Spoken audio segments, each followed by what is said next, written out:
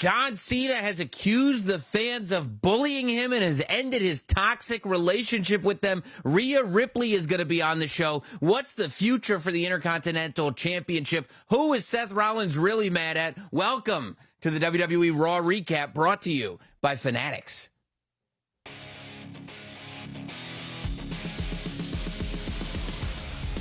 If there was ever a time that we needed a Raw recap, this is it. Welcome in. I am Sam Roberts. There is so much to talk about. My co-host, Megan Morant, is not here with us this week. She has spent her time producing the next generation of WWE fan. But this week, my very special guest host, Big E, is here, the former WWE champion.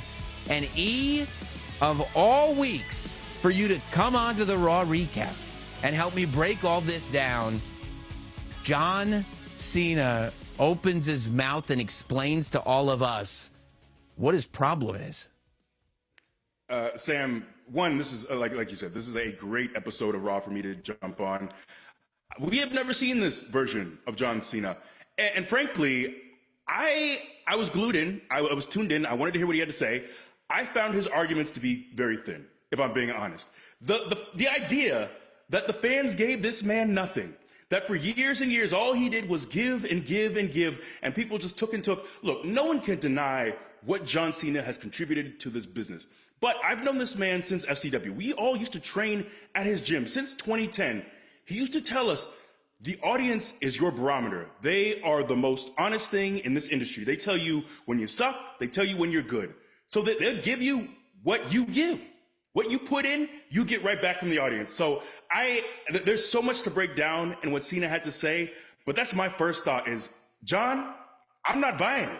Wow. And this is what I wanted to talk to you specifically about, because you've been there. You've been there. When the New Day started, fans were chanting New Day sucks, not because there was a turn, not because there was anything. You guys were trying to do whatever you could to survive in WWE, and fans just decided that you sucked, and it was up to the three of you to prove yourselves to them, and they made you, and you did, and they turned around.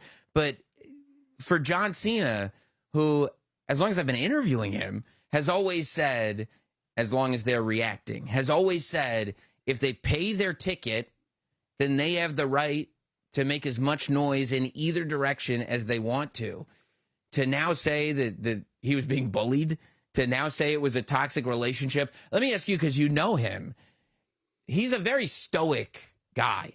Like, he's very reserved and very, nope, this is what we're doing, and this is how we're doing it, and this is how I feel about it.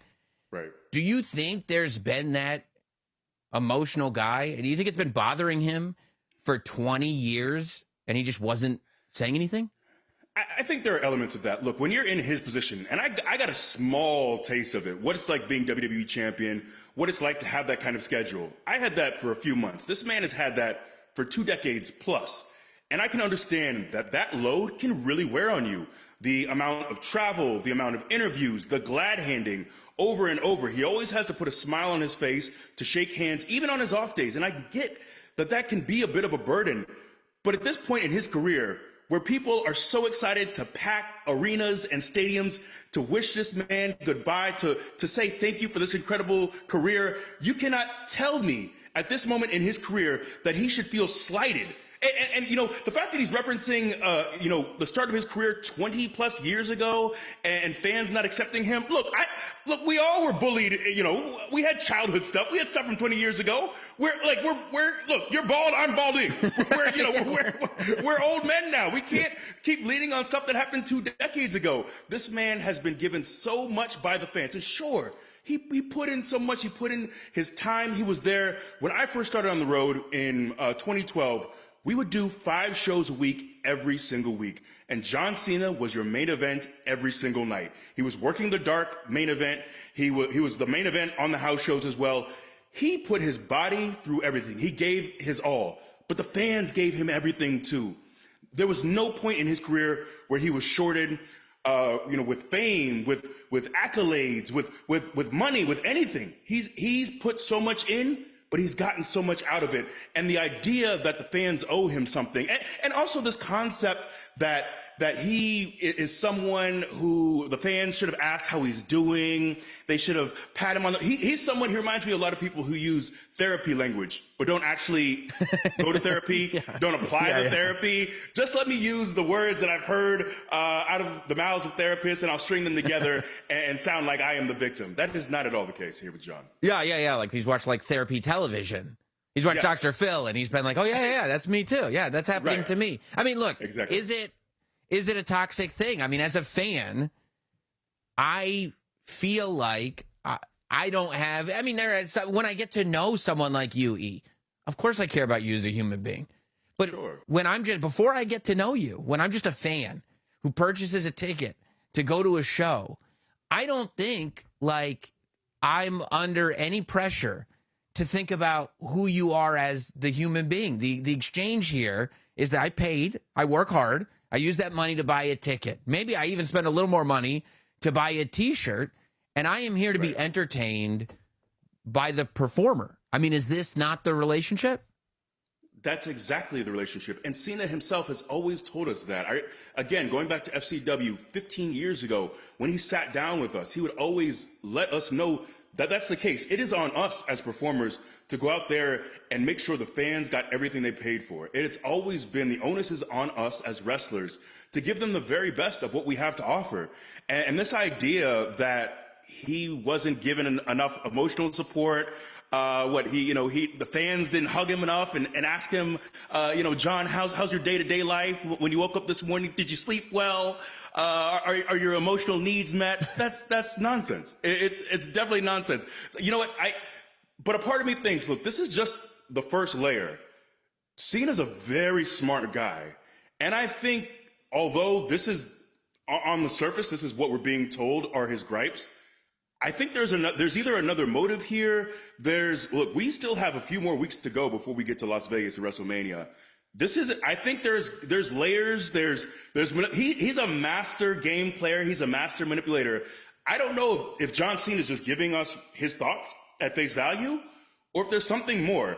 And I love, and I know we're going to dive into what Cody had to say as well, but I love Cody's approach to like, bring me the real John Cena, because this whiny, you know what, that ain't the guy I want to see in Las Vegas. Yeah. And well, that's the most fascinating part, I feel like, about all of this, is that we all had this idea of what a Cody versus John Cena match could be like. It was almost like a modern day Hulk Hogan Ultimate Warrior scenario, just your top two good guys in this amazing clash. And all of a sudden, the whole world changes. And this goes more into Hogan Andre territory than it does Hogan Warrior territory, because now, the unthinkable has happened. I thought that some of the most, it seems like there's real resentment, right? Like there was the moment when Cena goes, because we've been talking about the heel turn, right? Where does this rank on the biggest heel turns of all time? And I mean, if there's anybody that knows about those lists right now, E, you'd be one of those people as well. But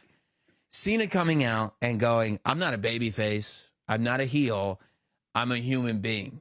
Cena coming out and saying, I'm not changing my music, I'm not changing my gear. It's like he's aware of the conversations that we've been having. And he's aware that even in the, I'm going to cheer for Cody Rhodes, I'm going to boo John Cena, there's a satisfaction that we get booing a bad guy.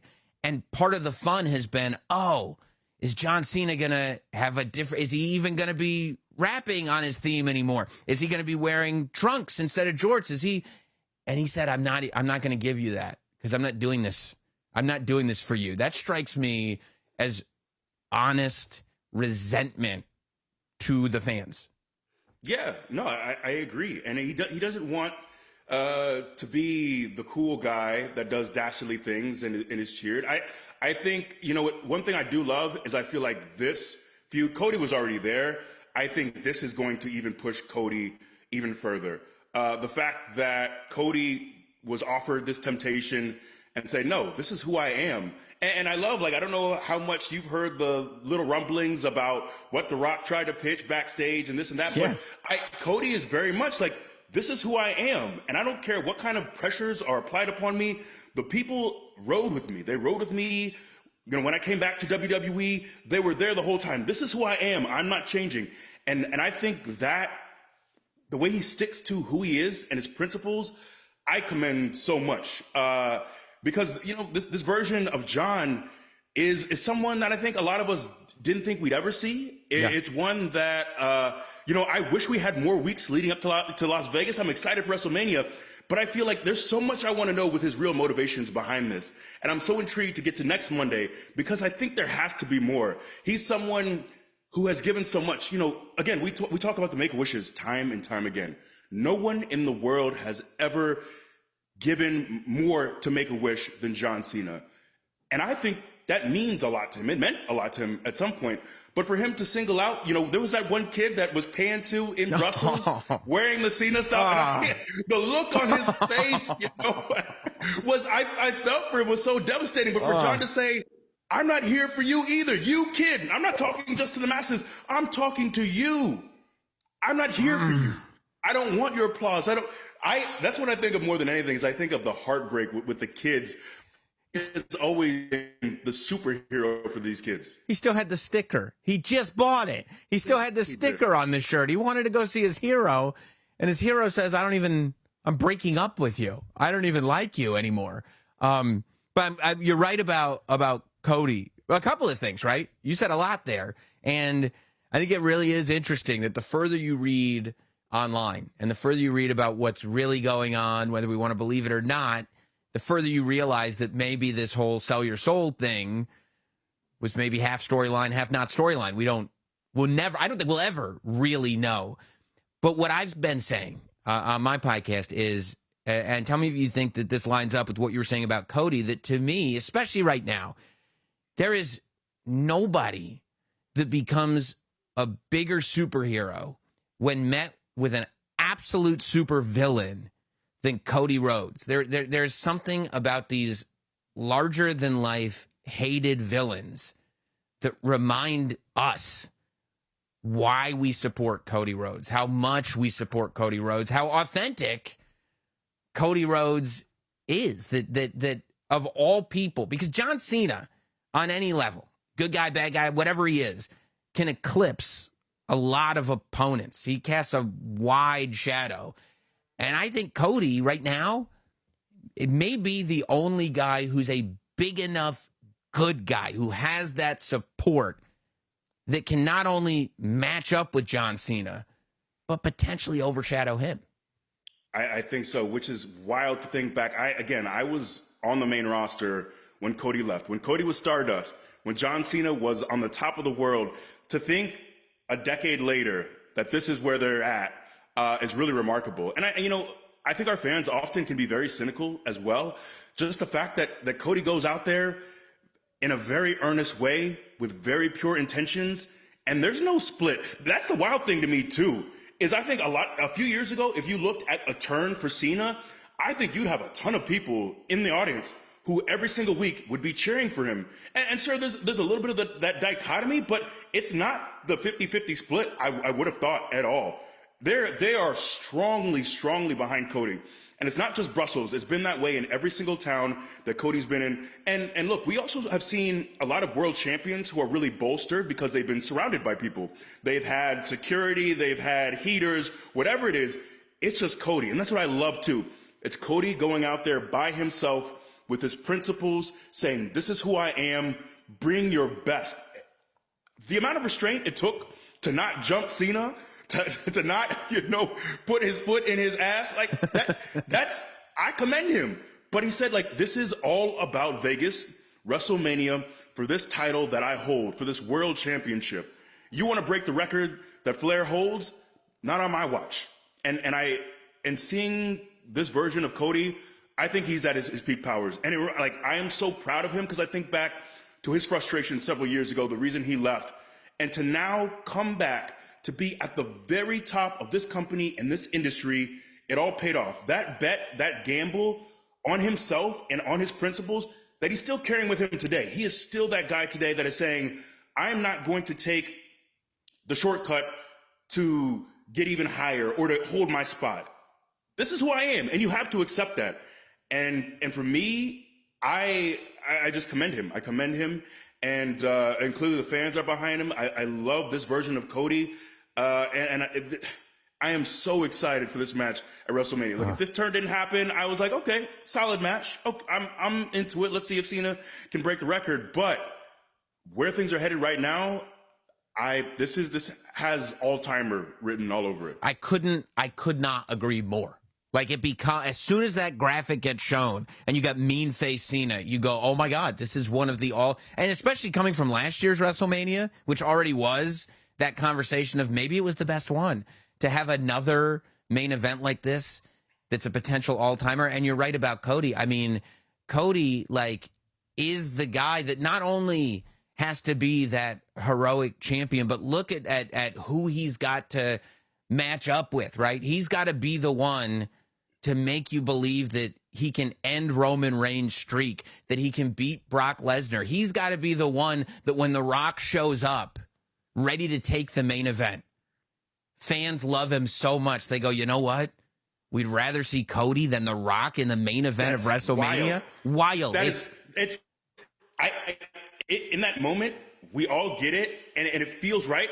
But on paper, if you told me a couple years ago that people would say, nah, Roman, Rock, and put that to the side, we want Cody, is a testament to this man's work ethic. It's a testament. And again, like, as a performer, as a wrestler, I understand the battle on screen is something, but also the political battles behind screen, backstage, that's something too. And that fight is often a lot harder than anything you'll ever see on screen. The amount of just the fortitude, the courage to say, this is where my line is, and you're not stepping across it. Like the chess playing, and that's why I always say, like, we have a great product on screen, but we need a real camera backstage showing the real what's going on with the political maneuverings, because that's when things are really interesting. And it's interesting for people everywhere in the card, but at the very top, that Game of Thrones, that jockeying for position, it's a whole other animal, I'm telling you. Oh, and you only got a taste of it. You got just a taste, just a little taste. A taste. And this guy's been carrying it he's been champion for a year. A year before that, he was trying to build toward it. I think that the moment that had me ready to charge through a brick wall was when John Cena took on that veteran. You've heard it a million times when he just leans in and says, listen, kid. Listen, kid. Right. And that's when Cody just dropped the enough. And you're like, yeah, because you know Cody. You know he's a student of the game. You know he loves the legends. You know he respects everybody that's came before him. But you also know that is a guy who is ready to own his spot and is not giving it up because some guy's a legend. Right. I'm not little brother anymore. I'm not the guy that you pat on the head and say, great match. I'm going to go out there in the main event because I'm the one that really brought no, he's the one bringing the house in. You got to thank Cody for the house now. And obviously we have so many big players. We have John, we have Punk, we have Rollins, we have The Rock. We have so many massive names involved, but Cody is really carrying this company on his back. He is the face of this company. It's rightfully earned.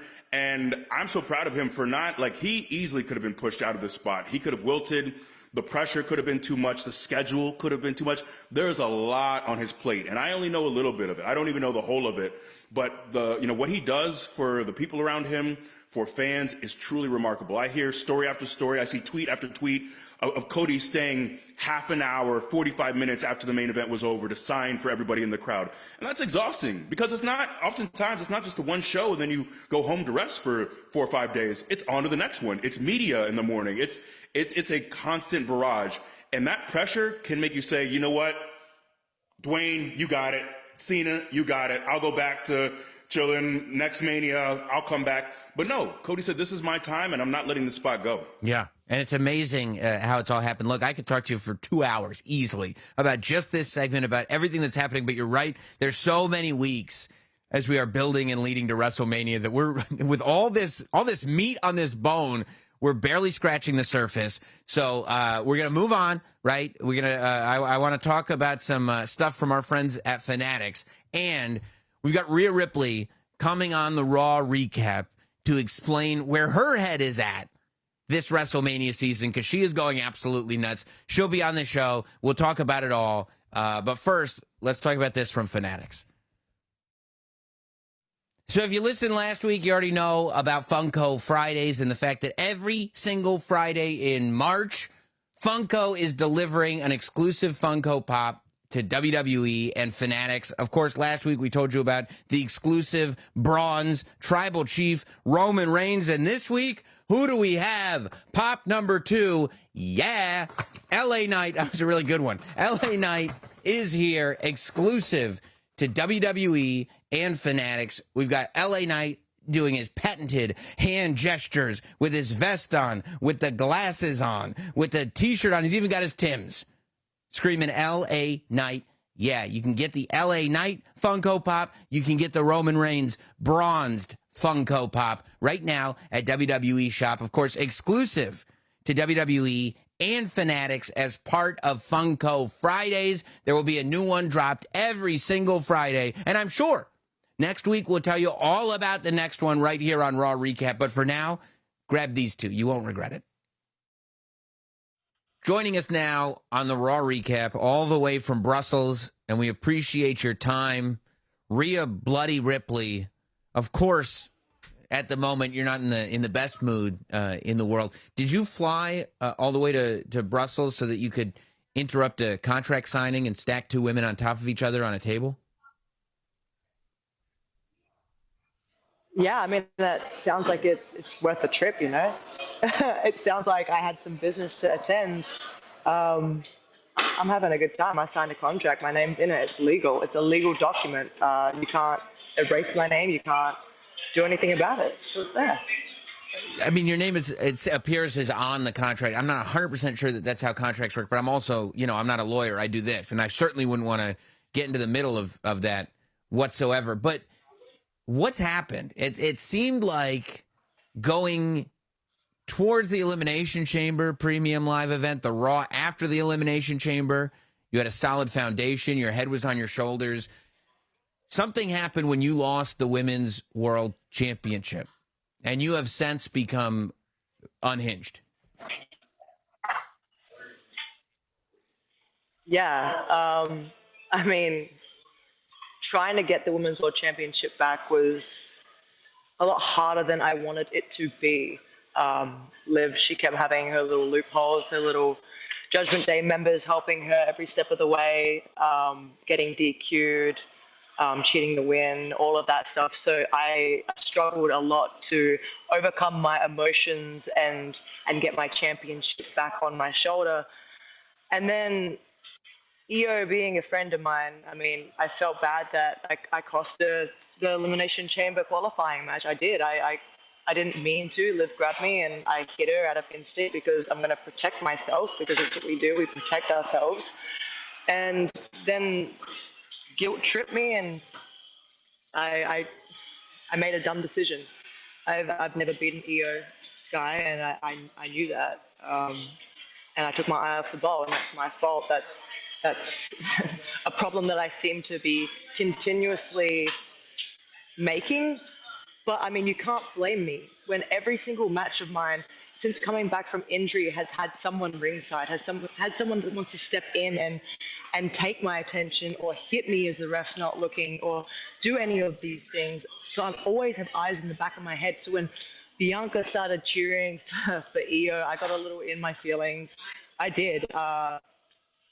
Been backstabbed multiple times. It hurt. I had a moment of weakness, so I went out there and I confronted her, and I got anger issues. I pushed her, and that's my bad. But she shouldn't have been out there in the first place. She should have known what that match has meant to me, since we have all come up from NXT together. We've been on this long ass journey together, and she knows that I've never beaten Io. She knows how much that meant to me, and she's gonna sit out there and watch and clap and be a little cheerleader and try and take all the attention for herself when she knows how big of a deal this match is. So of course I'm going to crash out afterwards. Losing my Women's World Championship, that's the one thing that drove me to coming back from injury and drove me to overcoming my face fracture and all of that, like my orbital bone. It's helped me overcome so much. So losing it once again, it stings, and I don't know how to take it, and that's why I'm lashing out, because I'm so sick and tired of people overstepping into my business. it's not your time yet. You shouldn't have been out there.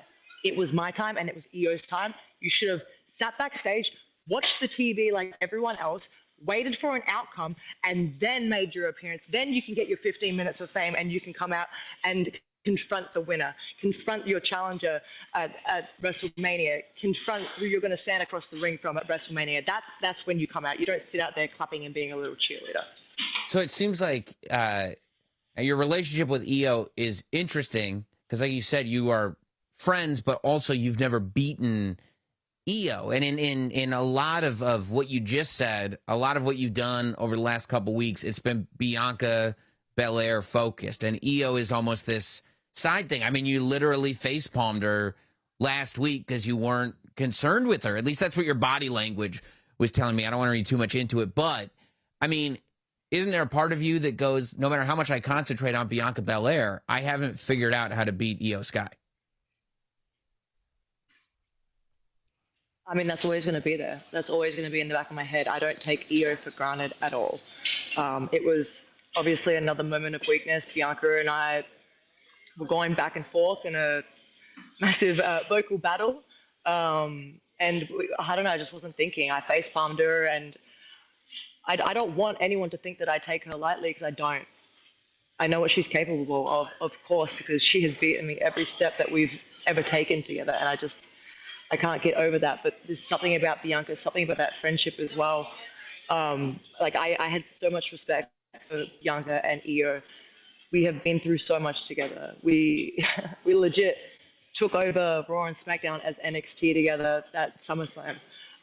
Like there was so much Survivor Series, sorry. Like there was just so much that we've done together, done War Games together, all of that. So I don't know, it's something about Bianca, just it stung, and it felt like I was losing another friend, which I've lost a lot of friends in the past few months, and I know as much as people want to blame me for those things happening, I'm so like misunderstood in certain ways where people don't like to recognize that, and I didn't want to be betrayed again. That's why it hurt so hard and it cut so deep, and I get so caught up in Bianca that I pushed Io. I pie-faced her. I didn't mean to, but obviously that made her mad. And when she slapped us, it really slapped like the sense into me in the moment. I think you could see that in my eyes. I was in shock, and I didn't know how to take that, because both of them, they were my friends. They were. So this is going to be a lot for me. I'm going to be going through so many emotions, and the bipolar in me is definitely going to come out. Yeah, I mean, I'm kind of shocked that you're so in tune with yourself as an emotional person after we literally just saw the beating that you put on both Io and Bianca. But I guess that's what makes Rhea Ripley Rhea Ripley. How much of this too is the timing of all this, right? Because when you look at WrestleMania season for you, WrestleMania 39, you have a career-making match with Charlotte. WrestleMania 40, you have this match with Becky Lynch that cements you as the top person in your division. And then all of a sudden, we're 5-6 weeks away from WrestleMania, and you not only lose the title, but that also loses your shot at getting a WrestleMania match at all. How much does that play into what you're going through right now? I mean, WrestleMania is a stressful time, as it is for everyone. We all want to be going to WrestleMania. We all want to be on the show. We all want to have a championship match. Like, we're all fighting for that spot. So to know that I came so close to walking in there with my championship, and then that all happened, it's a stressful feeling for me, because I mean, I know I've been out with injury, but I've overcome all of that, and I've fought for my spot and to be dominant and be Rhea Ripley. And honestly, like, friends, I said it on the internet the other day. I said friends aren't real, and in this business, they're not. They're really not. And I need to remember that. I need to learn from that, because I've been stabbed in the back multiple times, and I just don't let that happen again. That's why, like, you see this vicious side of me that will go out there and attack and do these things, because I don't want to be hurt first. I have been hurt first way too many times, and the stress of everything, the stress that I went through with Liv and Dom and Judgment Day, to now the stress that I'm going through with Io and Bianca, with Mania just around the corner. It's a lot. It's a lot on my head, and I snap it. I can't take it. But like that's what makes me Rhea Ripley, and love it or hate it, that's me. And I mean, I'm unapologetically me at the end of the day. Yeah, and I think honestly, I think that's why people like you too. You know, I mean, you come across sometimes like a wounded animal who was just backed into a corner, and now they become vicious. It becomes very entertaining to watch from this side of things. What's your strategy? Obviously, you want to get to WrestleMania. Obviously, you want to get put in this match. Is the strategy to make it so that Io and Bianca insist on getting revenge on you? Is the strategy to just drive Adam Pearce to the point of insanity because he can't control his show until you're put in this match? I mean, what's the strategy? My strategy is making Bianca realize that she was scared to face me in a one-on-one scenario when it comes to WrestleMania. She's scared of her streak ending. She's scared that she wouldn't be able to beat me. I need her to notice that. I need her to reflect and think about her actions and acknowledge that. And then with Io, I need her to realize that I was kind enough. It's very rare that I am kind and giving, but I have a soft spot for Io, and I was kind and I was giving, and I understood that what I did was wrong, and it screwed up her chances. So I went to Adam Pearce and I made a match. I didn't have to do that for her. I did that because I wanted to do that. So I need her to realize that I went through all this to give her that match, even knowing that I have never beaten her before, and it is so close to Mania. And to be honest, I kind of expect that respect back, because that's all it was. I respected her so much that I gave her that opportunity. So she should respect me the same amount and give me an opportunity back. I mean, listen, I want my WrestleMania spot, and I'm not going to stop until I have it. I love this version of Rhea Ripley. I love this version of Rhea Ripley that's back to prove who she is, that's back to remind people of what she accomplished. And I think we may get the best Rhea Ripley. I appreciate you making time for us out there in Brussels. And yeah, I try to avoid any more physical conflict in the meantime. I mean, it's me. It's going to be a physical conflict every single corner. Yeah. I'm used to it. Yeah. Beat me up. I'm just going to get up stronger. Well, thank God I'm back here stateside. Thank you, Rhea. No worries. Thank you. All the way from Brussels. So cool to hear from Rhea Ripley. And to me, what was most interesting about that conversation was that, and I guess it's all feelings, right? Like when you get feelings involved in this type of warfare, things get dangerous. For Rhea to be able to kind of express the hurt and the pain that betrayal and things like that cause, the sadness that she feels, but for that to switch when she's looking at Bianca Belair, when she's looking at Io Sky, and all the sort of feelings that we just talked about turn into violence when she sees those two women, specifically Bianca Belair. I mean, were you ever in a scenario where you realized like you had hurt feelings and it made you dangerous? Yeah, no, absolutely. And, one of the things I've been thinking about as well is, I'm not even talking about from an in-ring perspective, but this move from Damian Priest to SmackDown. I know what it's like to not have your road dog, to not have your friend. And sometimes the pressure of the road, of having to win, of being in that spotlight, not having your person that at the end of the night, you get in the car together and be able to unload. She's very much a lone wolf right now. And she doesn't have her person. She doesn't have her best friend. It's just her. And I feel like she's obviously one of, the most talented superstars we've had on the roster, one of the most talented women you'll ever see in this industry. She is fully capable of doing this on her own in the ring. But I think that lack of support system is starting to get to her. And we're seeing kind of her nerves fray a little bit and be a little bit of a loose cannon. I don't think we've seen this version of Rhea Ripley. And it makes me think back to, this is a bit of a blast from the past, but, when I was kind of struggling on the road, I was really good friends with Caitlyn. And we would, it's someone when the road is stressful, It's like, okay, you have someone you can exchange jokes with, you travel with, they got your back, it helps relieve that stress. And I think that's what she's kind of missing right now. But I also think this version of Rhea, this unhinged version, is a dangerous one. I look at Bianca, and I don't know if we've seen this version of Bianca either, who is not quite as, demure is not the right word, but I feel like she's not going to just politely sit back and take disrespect anymore. And I could say the same thing about Io. It seems like all three of these women are done with the disrespect. They're done with the nonsense. It's my time. WrestleMania is my spot. And I'm telling you, there are so many matches on this card that I'm eagerly awaiting. And we'll see how these pieces come together. But if we do indeed get this triple threat at WrestleMania, I am telling you, it has the potential to be one of the greatest matches you will ever see. These three women are generational. And that word is used very, very loosely these days, but I mean it. These three women are truly incredible, and I can't wait to see what they do.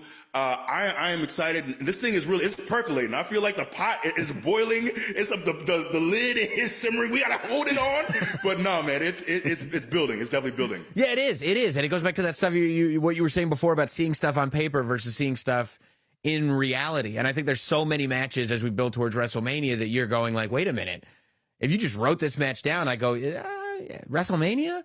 But when you watch it in action, when you watch the percolating actually start to happen, you realize what's really going on. So let's talk about what these women are trying to prove. Let's talk about the perceived disrespect. Bianca Belair, okay? In my mind, and you tell me if you think I'm wrong.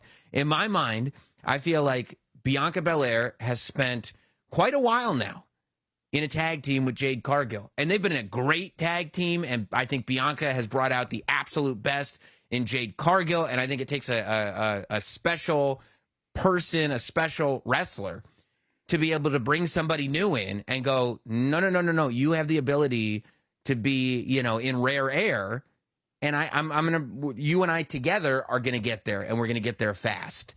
And I think that's what Bianca has done. But when that happens, from the perception of a fan, do you start to forget that Bianca Belair is a singles champion herself, that Bianca Belair is a world champion, that Bianca Belair has this ability that is, you say, generational, once in a lifetime, like that is insane. And I wonder, this is kind of where I'd love your insight. I wonder if Bianca at a point doesn't like the fact that maybe fans don't remember as well as they should, that as good as she is in a tag team, she's a world champion singles wrestler.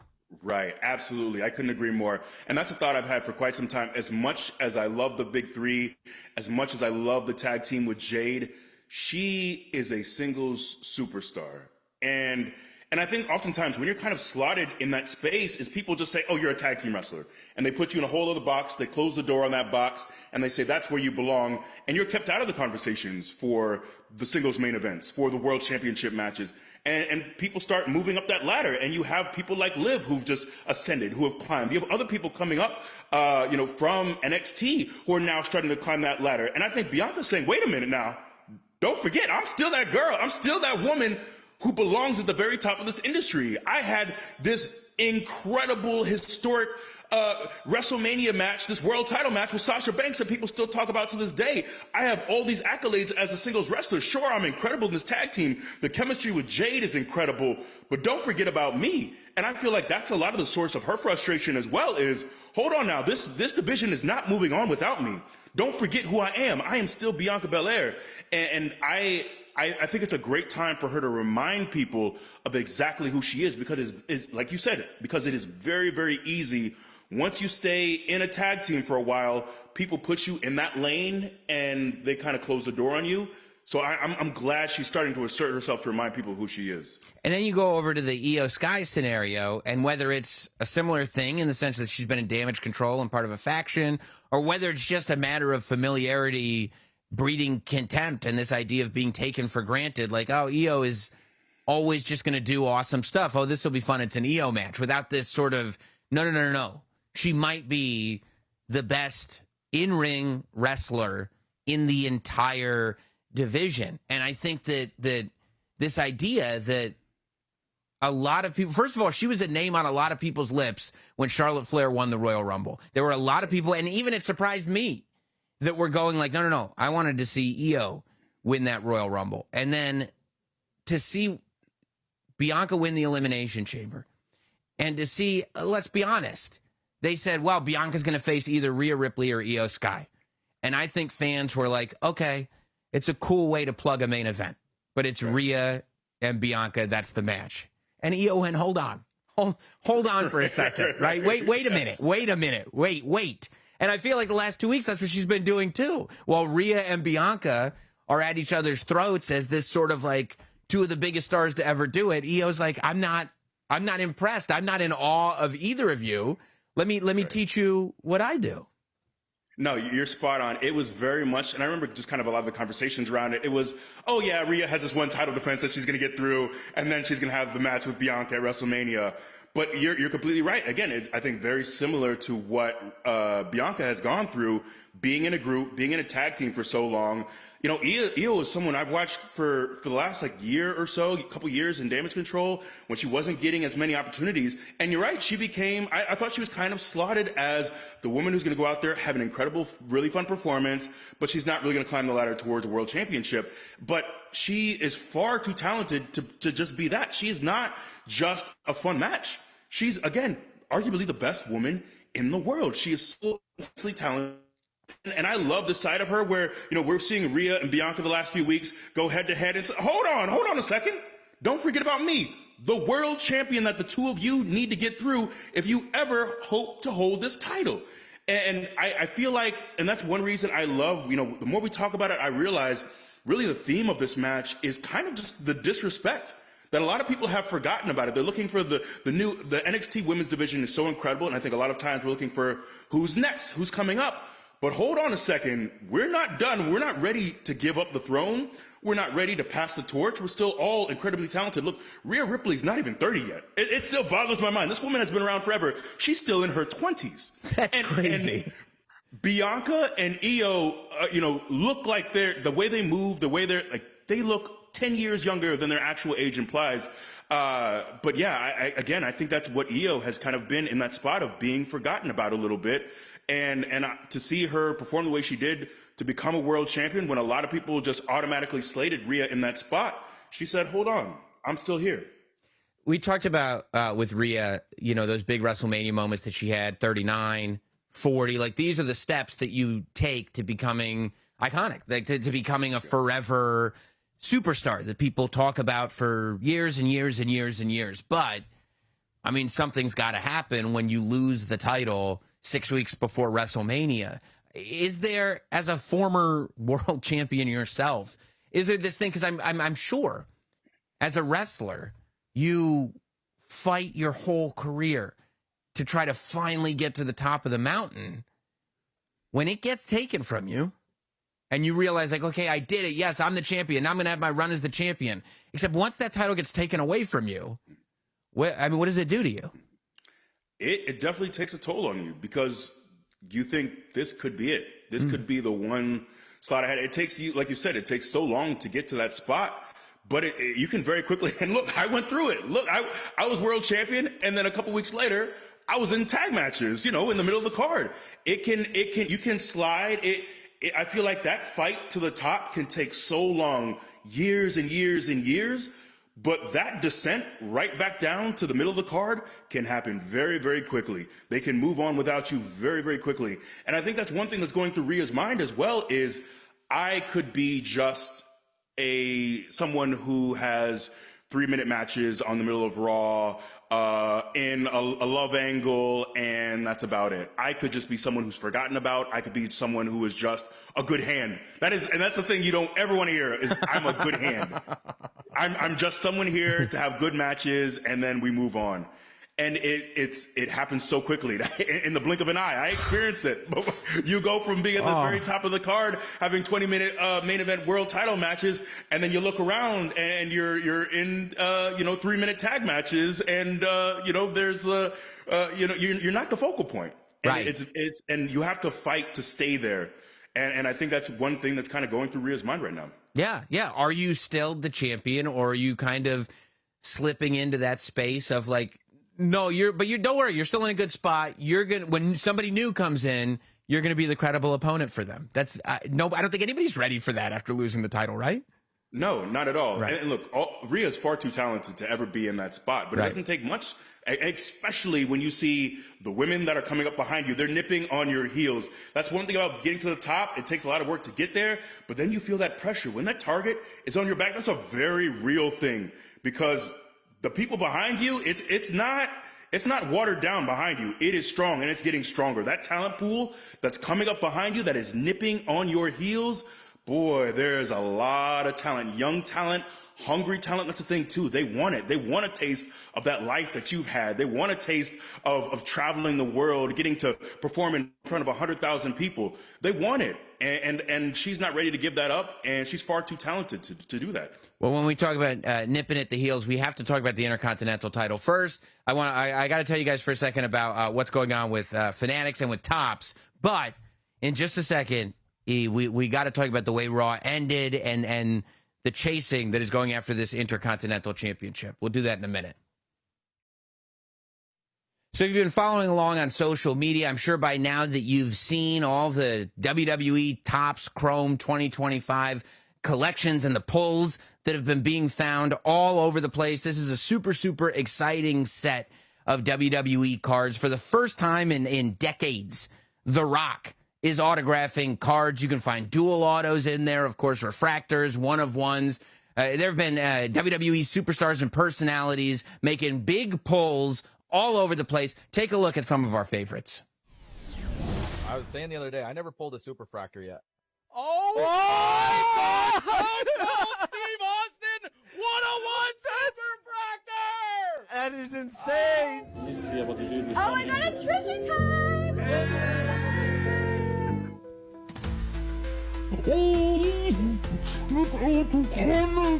John Cena.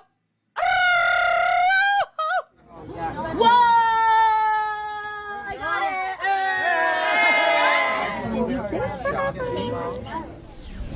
So keep posting all your reactions, tag at WWE and at Tops when you do, and make sure that you're pulling and you're ripping and you're breaking, because Tops is next up, dropping the Sapphire Chrome collection of WWE cards. Just more opportunity to pull some of the coolest WWE cards that we have ever seen. Show us what you get.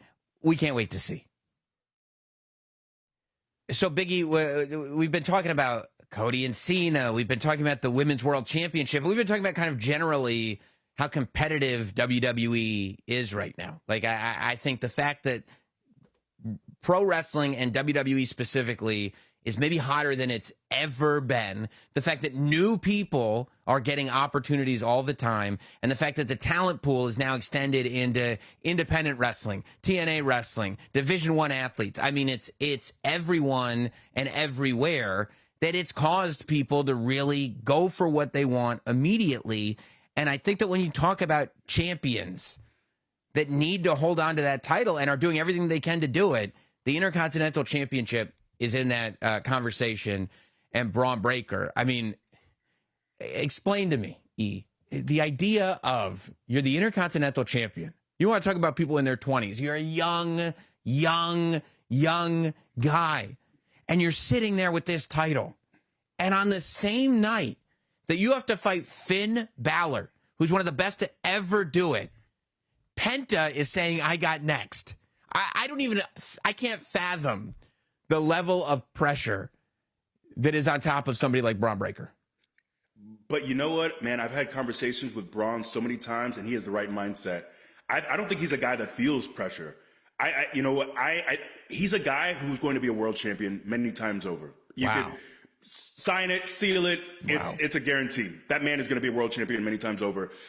But man, for some reason, I have been so into this rise. I don't even say rise of Penta. Penta's been doing this a very long time.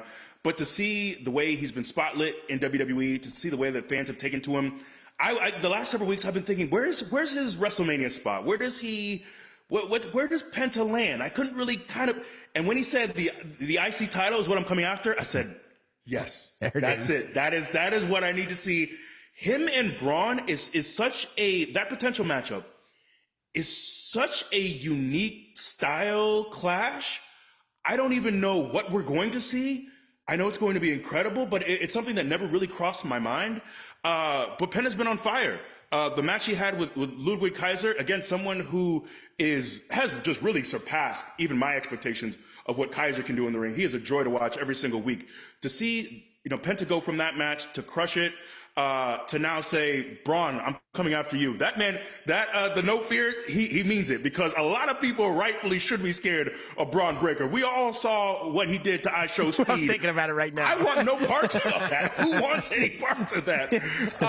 But again, like Penta's, he wants the smoke, as the Street Profits would say. He's ready for it.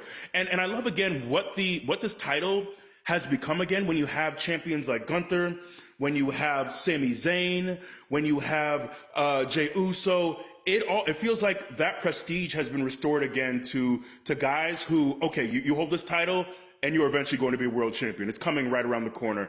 And I love the way that Braun has carried it. I have been a massive fan of his. And getting to know him, I don't know, Sam, if you've had conversations with him, but I think more than anything, like his athleticism is unmatched, is unparalleled.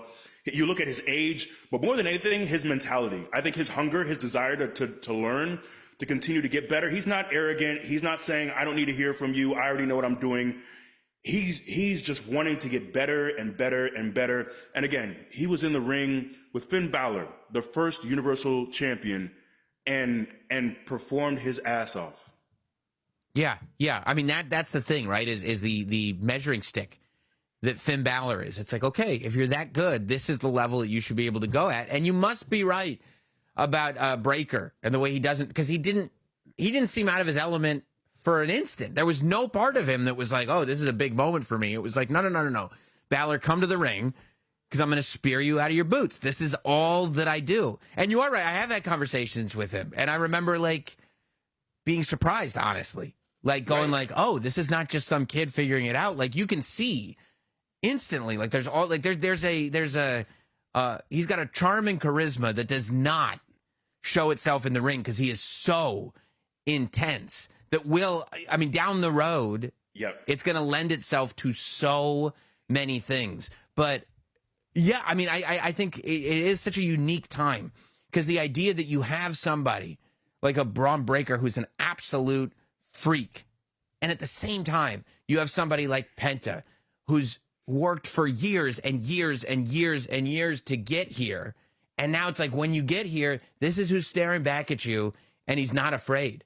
And it's interesting that I say Braun Breaker's not afraid, since Penta is literally zero miedo. But you're right. I mean, as soon as Penta showed up, I'm thinking about what that WrestleMania, entrance is going to look like for Penta. We see it's like there's this vision of just what a spectacle Penta is even before he gets in the ring. And the idea that you have this showcase like WrestleMania where you can do that. For me, I can't wait to see what Penta's presentation looks like on that scale.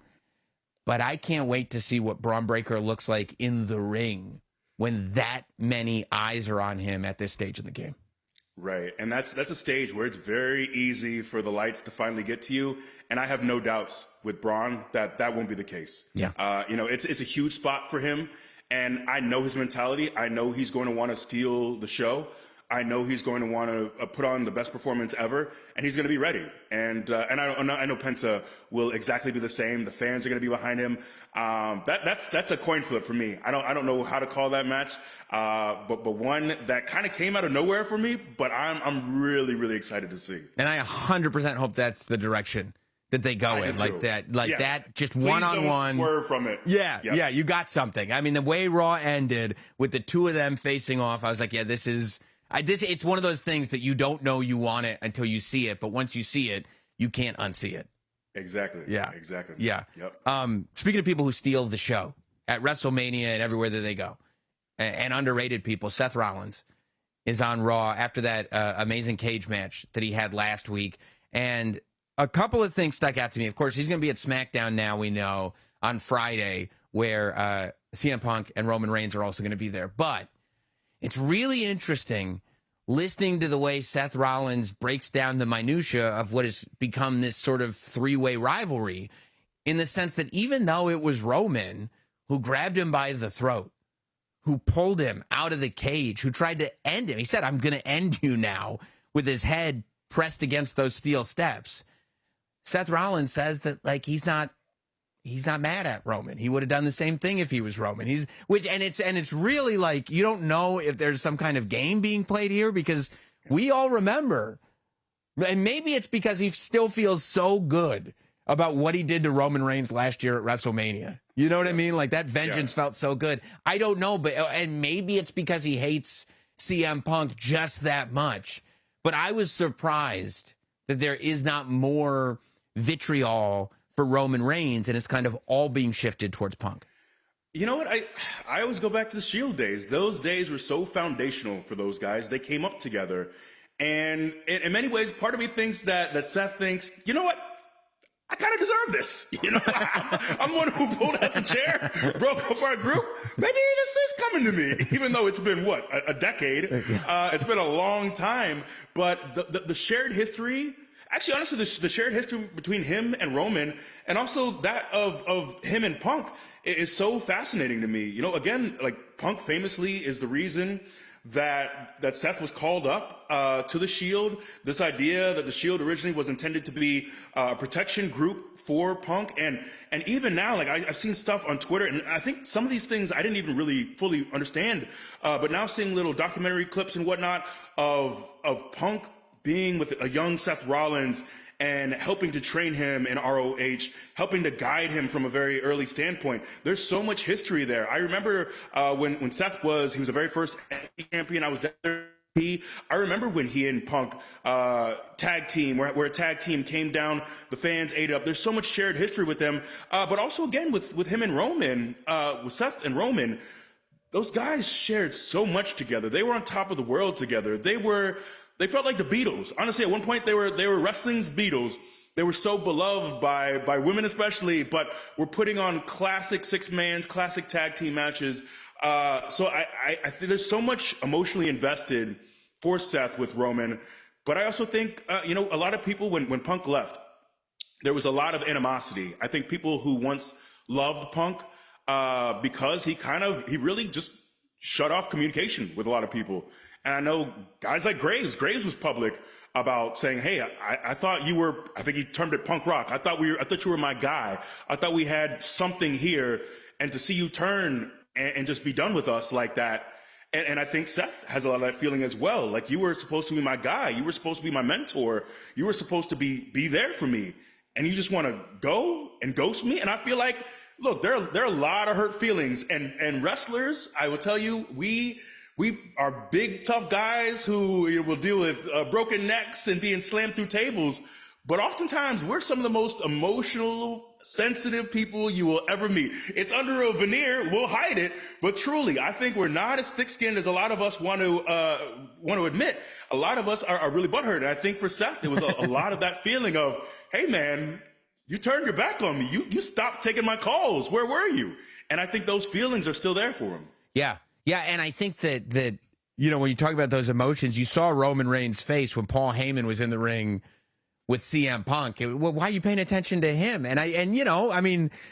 You talk about, things that were said in the past. CM Punk has had non-flattering things to say about Roman Reigns while he was gone from the WWE too, and there's no doubt Roman Reigns doesn't forget about stuff like that. Nobody does, right? No. Nobody does. But I think that what's really interesting about CM Punk right now, and you could say the same thing, right? What's interesting about Roman Reigns right now is that so much of what's going on with Roman Reigns in the WWE ties back to what he did in the Bloodline and ties back to that reign of terror, that now everything he did back then, he's paying for in some way, shape, or form now. I think with CM Punk, everything, whether it's with Drew, whether it's with Seth, he's had little interactions here and there with Kevin Owens, whether it's with Roman, all this Punk stuff isn't just stuff that's going on today, or, hey, 2 weeks ago you said it's no. 10 years ago, it's Sami Zayn that came up, everything.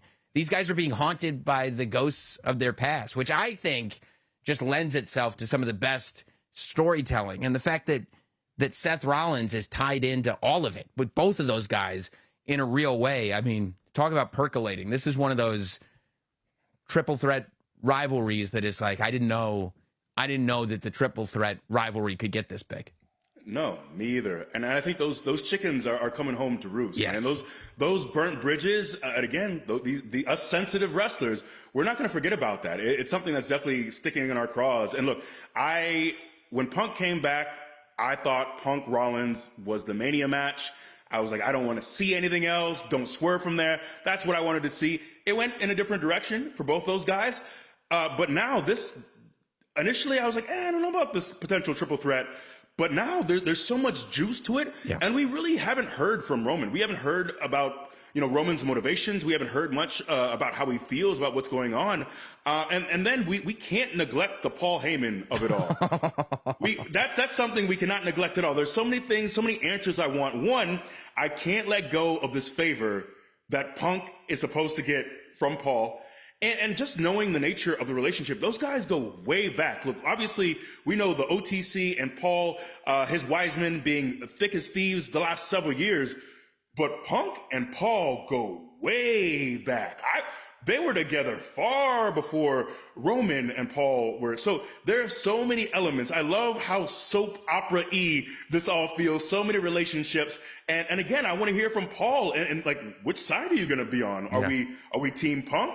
Are we team Roman? Where does it fall in this whole thing? I was watching, they put on the WWE Vault YouTube channel, they put up that CM Punk DVD that they put out like, years and years ago. And so whatever, I was watching it on Sunday, and there was this scene where CM Punk talks about meeting Paul Heyman and being at OVW and learning how to time out a TV show and staying late nights editing with Paul. And it's like, oh, everything counts here. We're still, again, another one where we're just scratching the surface. But I think we'll get a lot of answers to that on Friday. And then, of course, next Monday for the next Raw, which we'll be here to recap. John Cena, when they put this graphic up on Raw this week, when it's like, oh, by the way, John Cena and Cody Rhodes under the same roof again in Glasgow next week. I mean, my mind's blown. This is one that I am having, I cannot wait to see where on earth this thing goes next. Yeah, man. It's two masters of the mic, two guys who know themselves through and through. It's this new version of John Cena wanting to, again, that's not the only layer. I know there's another layer of Cena that needs to be peeled back. So I can't wait for Monday. And again, like we talk about the international crowds all the time, but a tip of the cap to Brussels. They were incredible. They really amazing. Made these shows feel special. And I know Scotland's going to do the same thing. Glasgow is going to bring it. So this feels like such a perfect way to build up to WrestleMania in Las Vegas, because these crowds every single week, every Raw, every SmackDown, they're going to be fire. Yeah, it's going to be absolutely amazing. Well, Big E, I'm so glad you did this. It's so much fun talking wrestling with you. Hopefully you'll come back and do it again soon. And yeah, this has been great, man. I'd love to. I appreciate you, Sam. Amazing. Thank you for checking out Raw Recap. Make sure that you're subscribed across all audio platforms. Make sure you're leaving reviews and star ratings if you're watching on YouTube. Comment, like, do the whole deal. And we'll see you next week right here after Raw for the recap.